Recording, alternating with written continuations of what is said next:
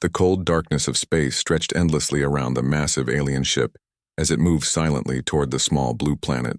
Commander Veltar stood on the bridge of the Nexus Prime and watched the distant world through the viewing screen. His gray skin showed the pale markings of his noble rank in Zephyrian society, and his 4 arms moved gracefully as he operated the control panels. For over 300 years, the Zephyrian Empire had swept across this section of the galaxy like an unstoppable wave. Every world they found became part of their vast domain. Every species they encountered either joined willingly or was forced to submit.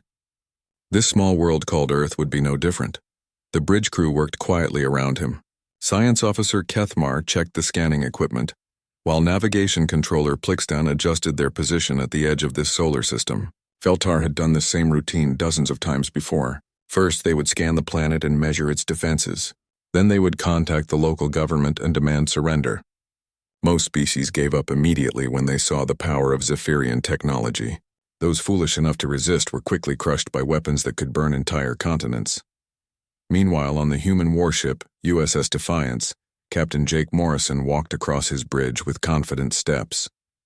He was a tall man with short brown hair and sharp blue eyes that missed nothing.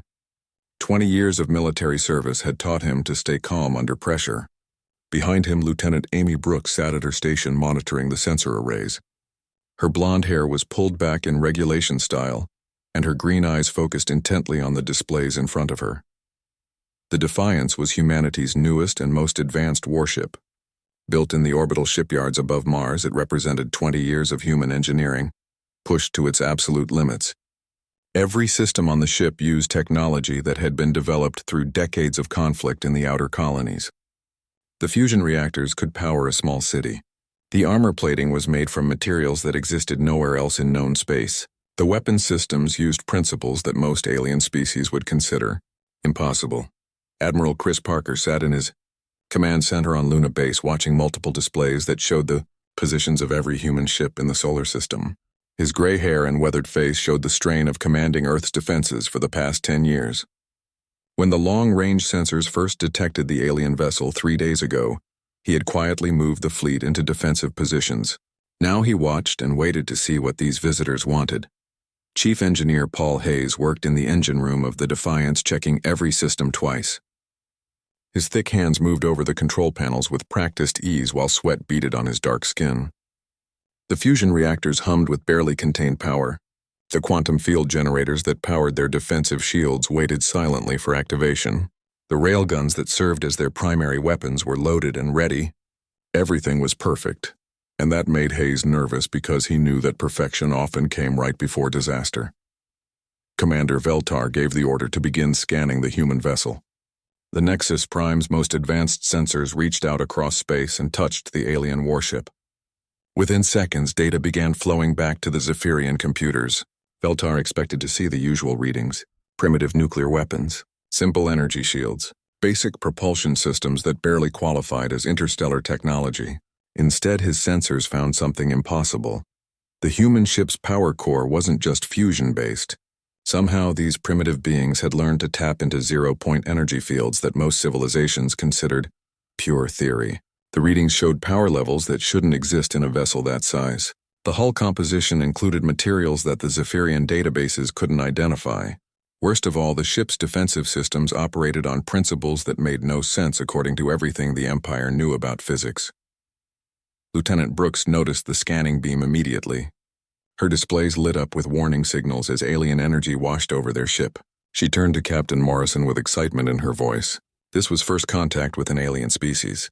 Everything humanity had wondered about for centuries was about to be answered. Morrison listened to her report and felt his stomach tighten with worry. His experience told him that unknown ships scanning your defenses usually meant trouble. Dr. Lisa Grant hurried to her science station as alarms sounded throughout the ship. As Chief Science Officer, she had dreamed of this moment her entire career. The scanning beam was incredibly sophisticated, using quantum principles that pushed the boundaries of human understanding. But something strange was happening. Their own defensive systems were responding automatically to the alien probe. The adaptive armor plating was shifting its molecular structure. The quantum barriers were coming online without being activated. Somehow the ship itself knew it was being threatened. Admiral Parker received the alert signal from the Defiance and immediately activated first contact protocols. Every human warship in the system went to high alert. The USS Vigilant under Captain Laura Kim moved into flanking position. The USS Resolute, commanded by Captain Dan Rodriguez, powered up its weapons. Smaller patrol ships spread out to cover possible escape routes. If these aliens came in peace, they would be welcomed. If they came as conquerors, they would learn that humanity did not surrender easily. Aboard the Nexus, Prime Science Officer Kethmar stared at his displays in growing panic. The readings made no sense. This primitive species had somehow developed technologies that the Zephyrian Empire had never encountered. Their weapons appeared to manipulate matter at the subatomic level. Their shields could theoretically deflect any known energy weapon. Most disturbing of all, their power systems suggested they had weaponized physics itself. Commander Veltar felt a cold fear creep into his mind as he studied the data. In 3 centuries of conquest, he had never seen anything like this. The humans had developed technology through a completely different path than every other known species. Where most civilizations advanced slowly and carefully, these beings had taken dangerous leaps into theoretical science and somehow made it work. They had achieved in decades what should have taken centuries. They had skipped entire stages of normal technological development. Captain Morrison made his decision. He ordered Lieutenant Commander Steve Chen to power up the primary weapons, but not to target the alien vessel. It was a demonstration of capability rather than a threat. The railguns came online first. These weapons could accelerate projectiles to significant fractions of light speed. Then the particle beam arrays activated. These could slice through virtually any known material by disrupting molecular bonds. Finally, the quantum torpedoes were armed. These weapons didn't just destroy targets, they erased them from existence by collapsing local spacetime. The display was subtle but unmistakable. Commander Veltar watched his sensors detect energy readings that suggested these humans had turned the fundamental forces of the universe into weapons of war. For the first time in his long military career, he felt genuine fear. The Zephyrian Empire had encountered something that could not be conquered through conventional means. These humans were not just another primitive species waiting to be absorbed. They were something new and terrifying and completely unpredictable. Science Officer Kethmar pressed his 4 hands against the control panel and tried to make sense of the readings flooding his displays. His pale blue eyes darted between dozens of screens showing data that contradicted everything he knew about physics. The human warship was generating energy signatures that should have been impossible for a vessel of its size. Even worse, the power readings kept changing as if the ship was adapting in real time to their scanning attempts. Dr. Lisa Grant stood behind her science console on the Defiance, watching the alien probe with growing fascination. The scanning beam was using quantum entanglement principles that pushed far beyond current human understanding. But something remarkable was happening to their ship's systems. The adaptive armor plating was shifting its molecular structure automatically. The defensive barriers were strengthening themselves without any input from the crew. It was as if the ship had developed its own survival instincts. Commander Veltar felt sweat forming on his gray forehead as he studied the tactical display. The human vessel's hull composition was completely unknown to Zephyrian science. Their databases contained information on millions of different materials from thousands of conquered worlds, but nothing matched what these humans had built. The metal seemed to exist in multiple dimensions at once. Energy weapons would pass right through it, while kinetic projectiles would be absorbed and redirected. Chief Engineer Paul Hayes monitored his engine room displays with growing excitement. The alien scanning beam was actually helping him understand their own technology better. The quantum field generators were responding to the probe by revealing capabilities that even he didn't know existed. Power output was increasing beyond normal limits. The fusion reactors were somehow tapping into energy sources that weren't supposed to be accessible. Everything was working perfectly, but in ways that made no scientific sense.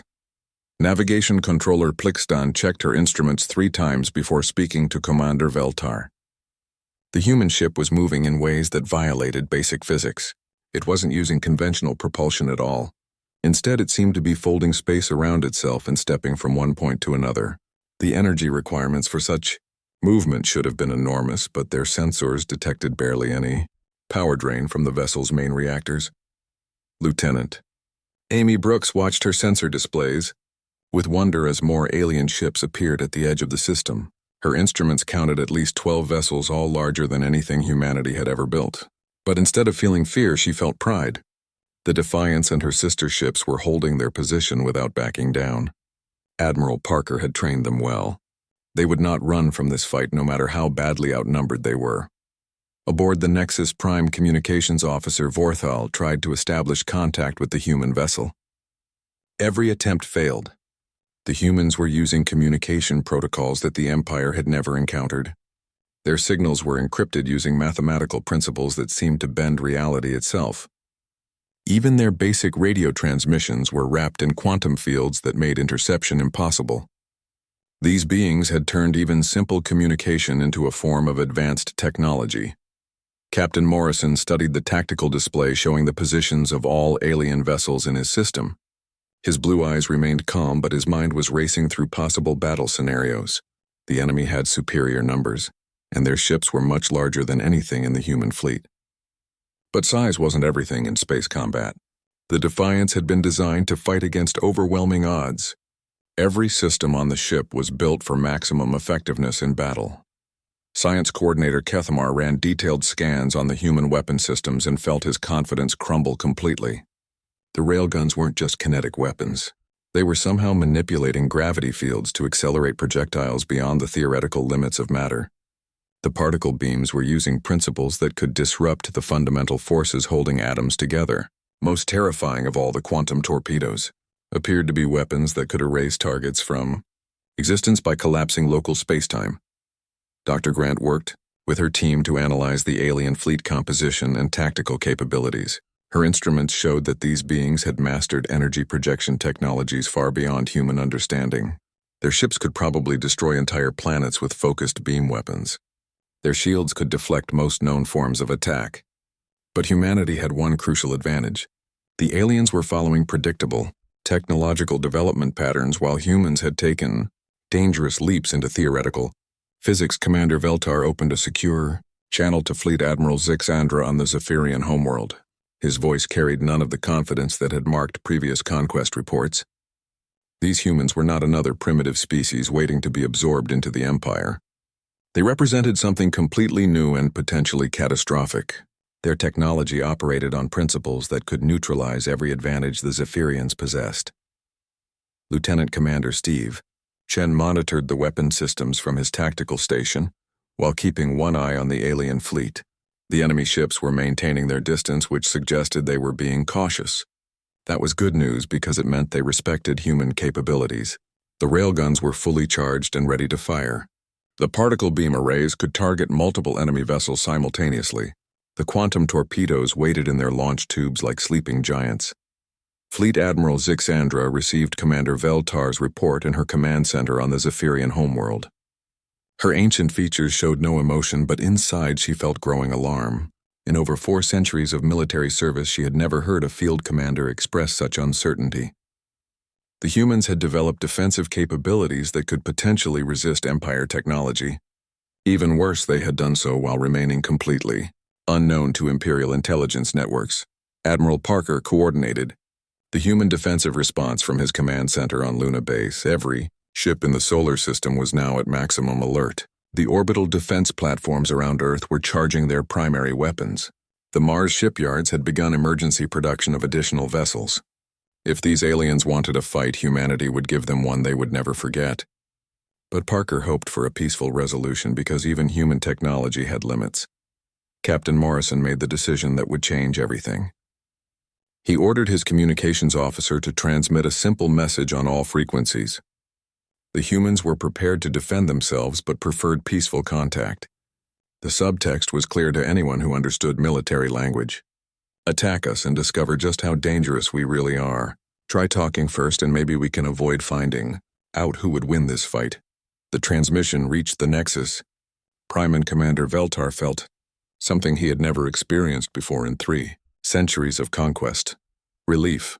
These humans were offering him a way to avoid a battle that could destroy both fleets. For the first time in Imperial history, the Zephyrians had encountered a species that might actually be too dangerous to conquer. General Morthak stood in the war room of the Zephyrian High Command building on their homeworld and stared at the holographic display showing the human solar system.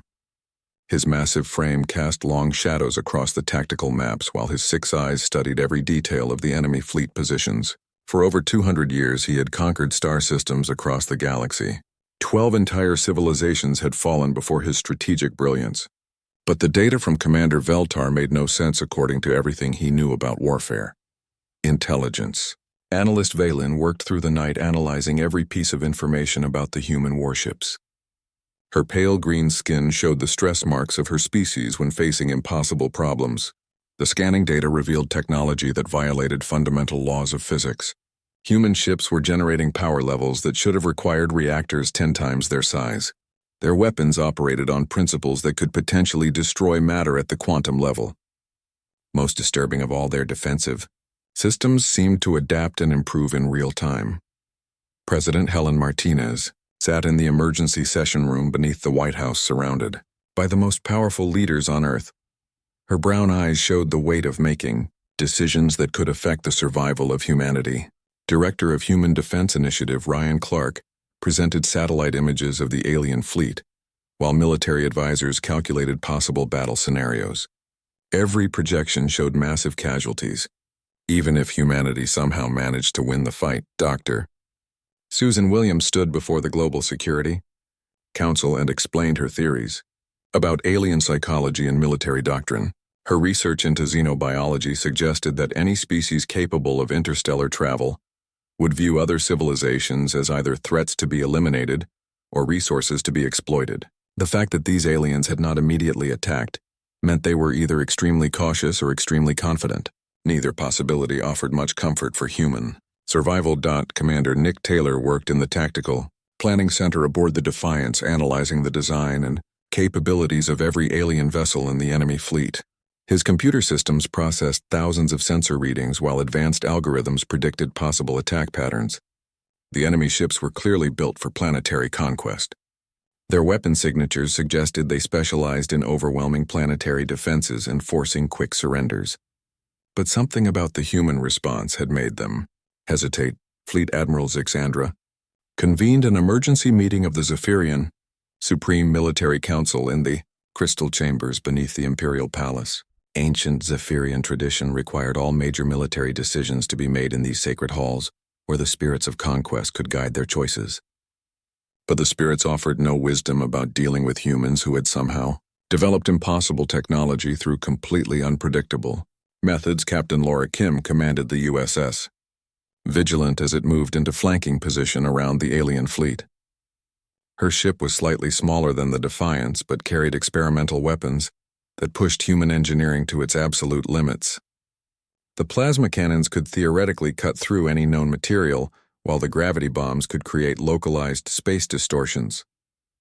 Everything was untested in real combat, but the mathematics suggested they would work perfectly. Science Officer Kethmar continued his detailed analysis of human technology, while growing more confused with every new discovery. These beings had developed quantum computing systems that operated faster than light, by using principles that Zephyrian science considered impossible. Their navigation computers could process information from multiple dimensions simultaneously. Even their basic life support systems used technologies that the Empire had never imagined. Admiral Parker authorized the deployment of additional human vessels from the outer system defense stations. The USS Resolute under Captain Dan Rodriguez moved into position while smaller patrol ships spread out to cover all possible approach routes. Each vessel represented decades of human engineering excellence, but more importantly, they demonstrated that humanity had built an entire fleet of ships using technology that made no sense to alien observers. Director Ryan Clark worked with his intelligence teams to understand what they were facing. Satellite observations suggested the alien fleet followed standard military protocols used by species that expected easy victories. Their formation patterns indicated they were prepared for overwhelming planetary defenses through superior firepower. But human defensive capabilities operated on principles that could potentially neutralize conventional space warfare tactics. Commander Veltar found himself in a position no Zephyrian officer had faced in over 3 centuries of expansion. Standard Imperial doctrine required him to demand immediate surrender after demonstrating technological superiority.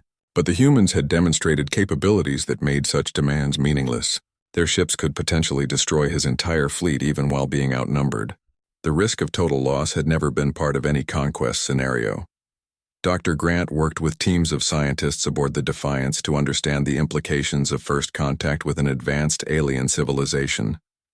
Her analysis suggested that these beings came from a much older culture that had refined their technology over thousands of years. But human development had followed a completely different path, driven by competition and conflict rather than gradual improvement. This had led to breakthrough innovations that bypassed normal technological limitations.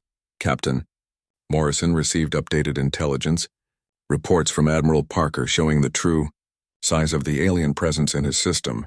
At least 20 ships were now visible, with more arriving every hour. Each vessel was larger than anything humanity had ever built, and their combined firepower could probably destroy every major city on Earth. But the aliens continued to maintain their distance, which suggested they were uncertain about human capabilities. General Morthak studied tactical projections that showed possible outcomes of direct military confrontation with the human fleet. Every scenario resulted in massive Zephyrian casualties regardless of final victory. These humans had somehow developed weapons and defenses that could inflict serious damage on Imperial forces. More importantly, they had done so while remaining completely unknown to Imperial intelligence networks, which suggested their technology was advancing at dangerous speeds. The standoff continued for hours while both sides tried to understand what they were really facing. Human ships maintained defensive positions around their home system, while alien vessels kept their distance and observed. Neither side wanted to start a fight that could escalate beyond anyone's ability to control.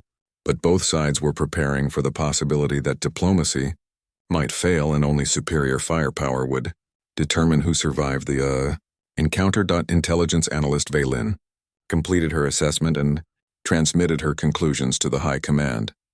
The humans represented something completely new in the galaxy, not just another species to be conquered, but a civilization whose technological development had been so unique that they had become unconquerable through conventional military methods. The Empire faced a choice that no previous generation had confronted: find a way to coexist with beings who could not be defeated, or risk everything in a war that might destroy both civilizations. Commander Veltar paced across the bridge of the Nexus Prime while his crew worked silently around him. Every previous conquest had followed the same pattern that had served the Empire for centuries. First, they would scan the target world and measure its military capabilities. Then they would demand immediate surrender, while demonstrating their overwhelming technological superiority. Species that submitted quickly were allowed to keep their basic civilization. Those foolish enough to resist were crushed completely and forced into slavery. But this time, everything was different. The scanning phase had revealed that following standard conquest procedures would lead to disaster. These humans possessed technology that operated on principles the Empire had never encountered. Their defensive systems could potentially neutralize every weapon in the Zephyrian arsenal. Their offensive capabilities suggested they could destroy Imperial ships using methods that made no sense, according to established physics. Most disturbing of all, their power sources indicated they had learned to manipulate fundamental forces that most civilizations considered purely theoretical. Fleet Admiral Zixandra studied the tactical reports in her command center while feeling something she had not experienced in over 400 years of military service: uncertainty. The Zephyrian Empire had built its expansion on the foundation of technological supremacy. Their energy weapons could turn planets into glass. Their defensive shields could deflect almost any known attack. Their faster-than-light travel gave them strategic mobility that no enemy could match. Yet humanity had developed capabilities that could potentially counter every advantage the Empire possessed. Dr. Grant worked with her science teams aboard the Defiance to analyze what they had learned about alien technology and military doctrine. The enemy ships were incredibly advanced, but they followed predictable engineering principles. Everything about their design suggested a civilization that had developed slowly and carefully over thousands of years. Human technology was much newer, but had been driven forward by constant warfare and competition. This had led to breakthrough innovations that bypassed normal developmental stages. Communications Officer Forthal attempted to establish meaningful contact with the human fleet, using every protocol in the Imperial database.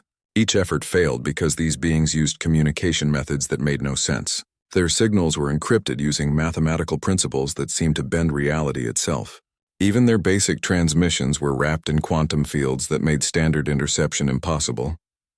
The humans had turned even simple communication into a form of advanced defensive technology.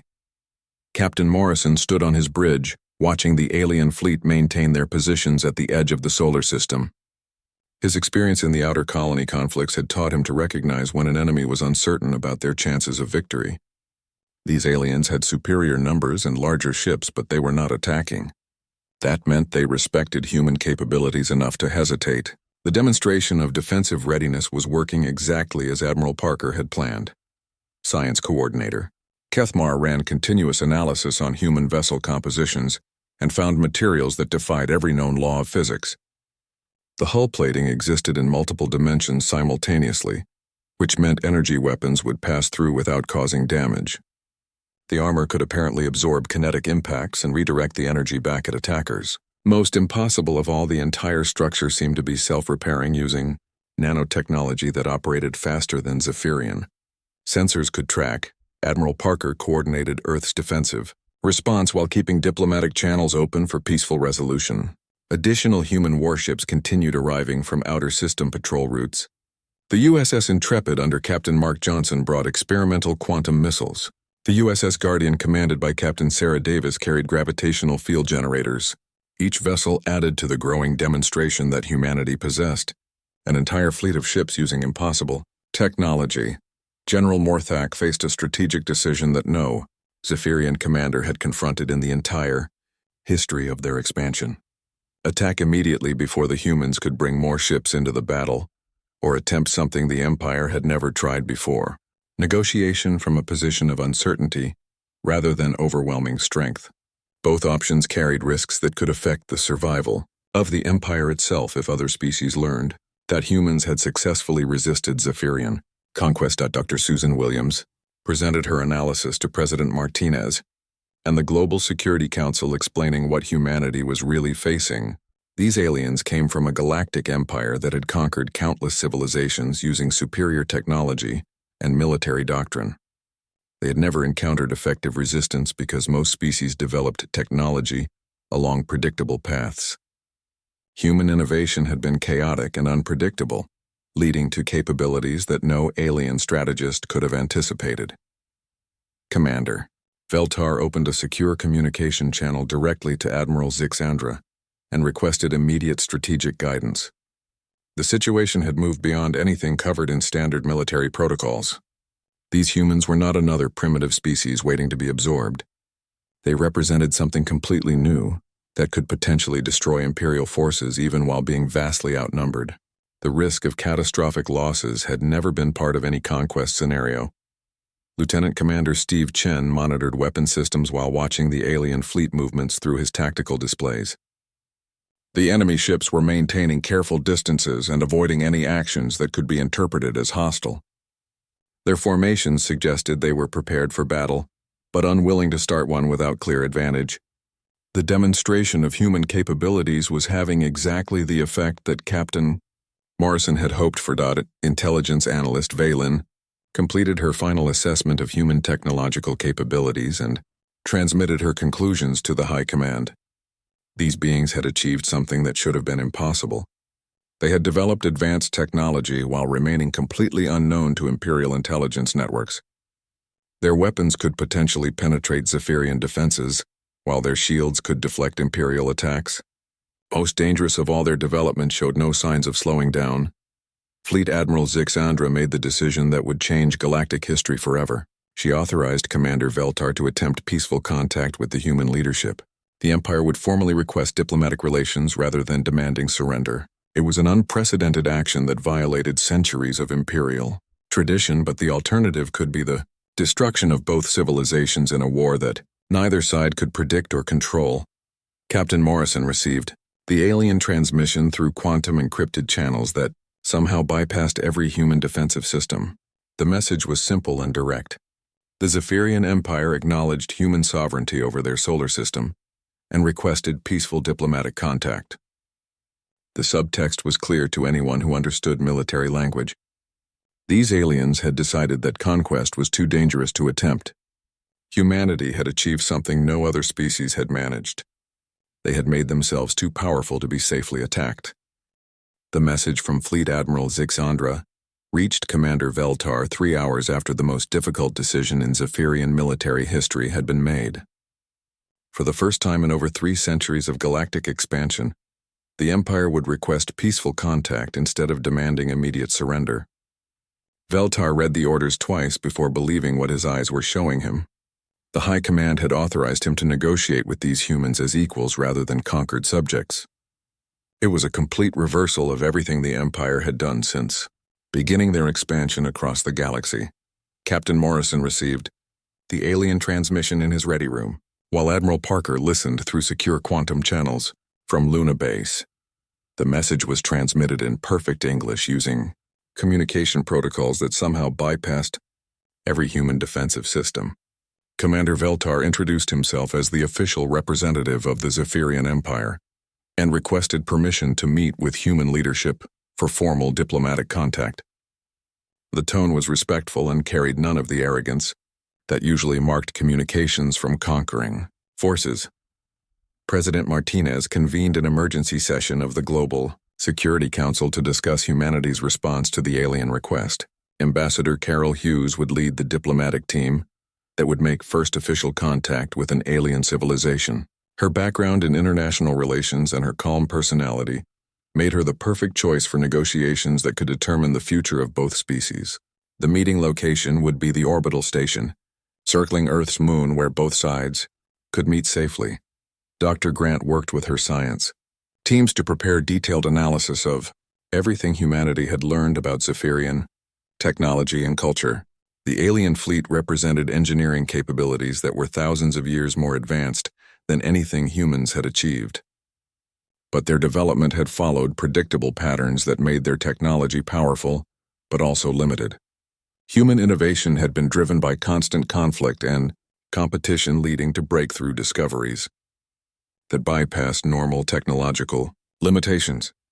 Commander Veltar prepared for the most important diplomatic mission in Zephyrian history while trying to understand how everything had gone so wrong with what should have been a simple conquest. These humans had developed technology through methods that made no sense according to established scientific principles.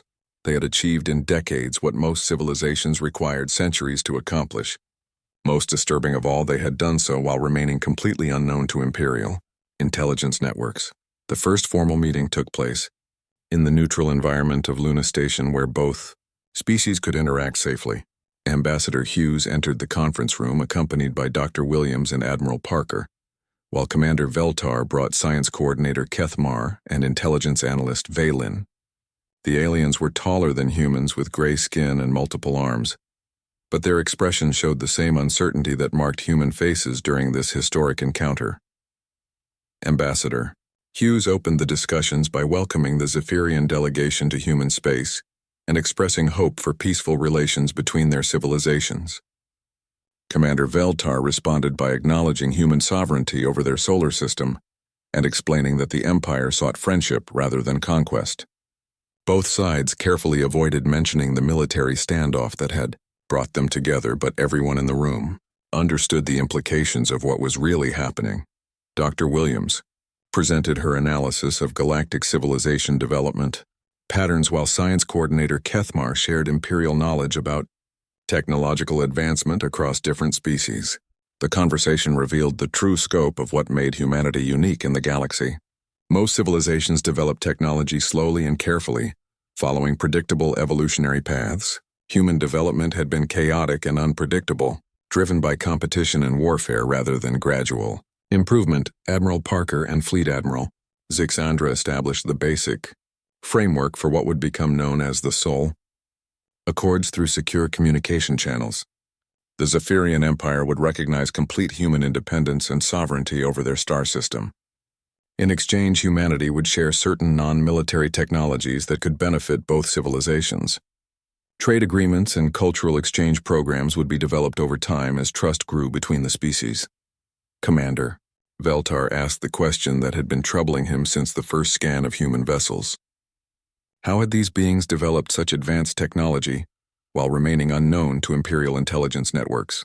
Dr. Grant explained that human innovation was driven by necessity and competition rather than systematic research. Wars between human nations had forced rapid technological advancement. The need to survive in hostile environments had led to breakthrough discoveries.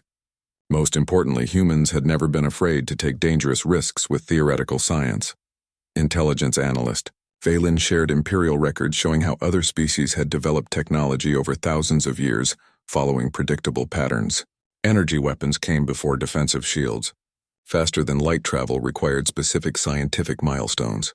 Computer systems evolved slowly from basic calculations to complex artificial intelligence. Humans had somehow skipped entire developmental stages and achieved advanced capabilities. Through completely different methods, the negotiations continued for days, while both fleets maintained their positions in space. Captain Morrison kept the Defiance and her sister ships ready for battle, even while diplomatic progress continued. Captain Laura Kim and Captain Dan Rodriguez reported that alien vessels were also remaining at high alert. Neither side was willing to lower their guard until formal agreements were signed and verified. Ambassador Hughes and Commander Veltar reached the final agreement that would reshape galactic politics forever. The Zephyrian Empire formally recognized humanity as an independent civilization with full sovereignty over their star system. Humans would share selected technologies, including medical advances and communication improvements. Cultural exchange programs would allow both species to learn from each other, while maintaining their distinct identities. President Martinez signed the Sol Accords in a ceremony broadcast across Earth, while Fleet Admiral Zixandra added her approval from the Zephyrian homeworld. The agreement established humanity as the first species in galactic history to successfully resist Imperial conquest through technological superiority. Other civilizations would learn that the galaxy contained possibilities they had never imagined and that some species were destined to remain free. Captain Morrison stood on his bridge watching the alien fleet begin their departure from human space. The Defiance and her sister ships had served their purpose not by fighting, but by being so formidable that fighting became pointless. Humanity had prepared for war and achieved peace through strength. The demonstration of defensive capabilities had been more effective than any battle could have been. Commander Veltar returned to his people with a new understanding of what the galaxy really contained.